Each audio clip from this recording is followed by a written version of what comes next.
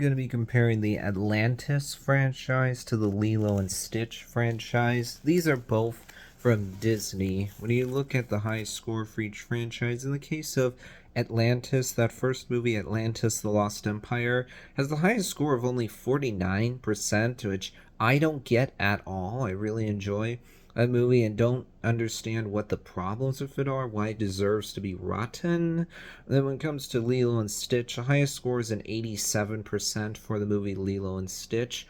Oh, good, at least that movie actually is fresh on Rotten Tomatoes, certified fresh as a matter of fact. And then when you look at the lowest score for each franchise, in the case of Atlantis, the direct-to-video sequel, Atlantis 2 Milo's Return, only is a 24%. In the case of Lilo and Stitch, one of the free direct-to-video follow-ups, Stitch to the Movie, only has a 20%, so Atlantis wins here. Then when you look at average score, Atlantis is an average of 36, Lilo and Stitch is an average of 46.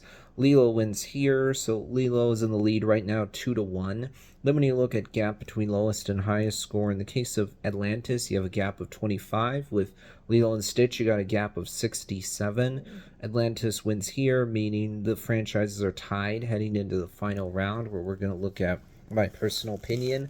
And in this case, I would definitely say that I prefer the Lilo and Stitch franchise. Now, I really enjoy Atlantis Lost Empire. I think the story here works. It's about this guy, Milo, who really believes in Atlantis, but his fellow peers are very skeptical. They don't believe in the mystical lost city of Atlantis. Milo ends up going on this journey to the underwater city. There's this old guy who knew Milo's dad that really wants this expedition to happen. So he gathers a crew together to go down and find the city. Everyone ends up doing that. They find out that Atlantis is not in a great place at that time because there's this crystal that's been hidden away that's important for the nation. Fortunately, that ends up being fixed by the time the movie's over. And you have this villain that just wants to take advantage of Atlantis. I like that you have all these other people, the crew, that at first seem like they're going along with the villain, but they prove themselves to actually be good people that have an inner moral compass, unlike our villain who does not. I mean, the visuals here work. I like the voice acting. I think that the pacing works. If I try to think, hey, is there anything here that just makes no sense? Are there any plot holes? Are there any characters that make stupid decisions, or things that feel contrived or convenient? I can't really think of anything. So again, I'm like, well, what's the problem with this movie?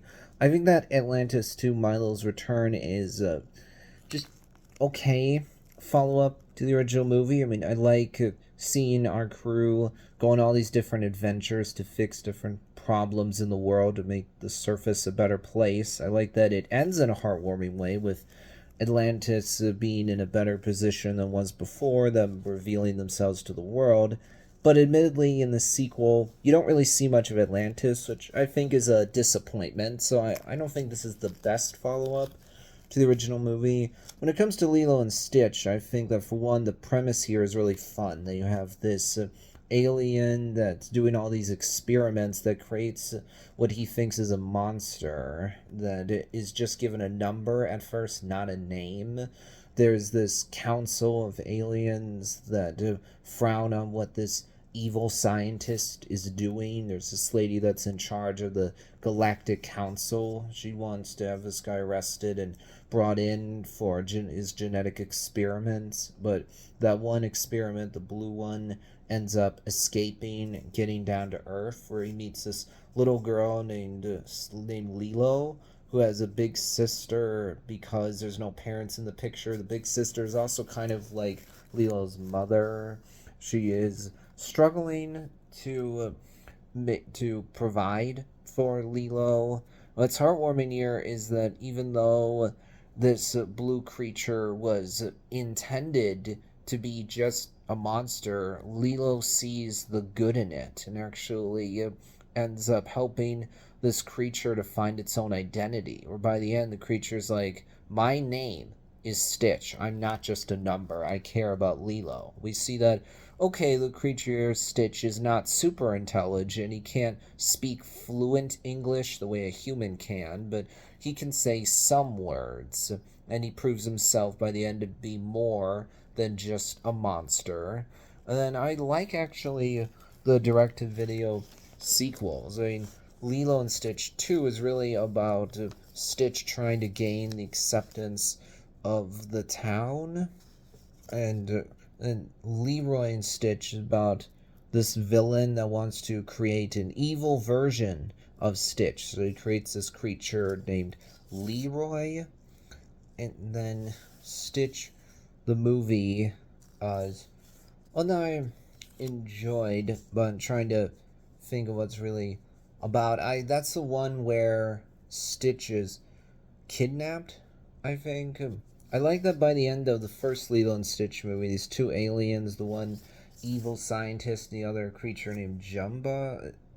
The Jumba, then there's another creature. They end up sticking with Lilo's family. That's pretty heartwarming. And then the rest of the movies are really about Stitch trying to find his place and these other experiments that our doctor created, also trying to figure out their purpose, a place that they fit in on Earth, which ends up happening. And then it's also about this villain that's a hamster trying to thwart our heroes.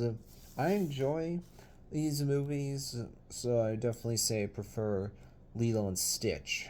I enjoy spending time with these characters. It's a pretty fun concept. So that'll wrap things up for this video.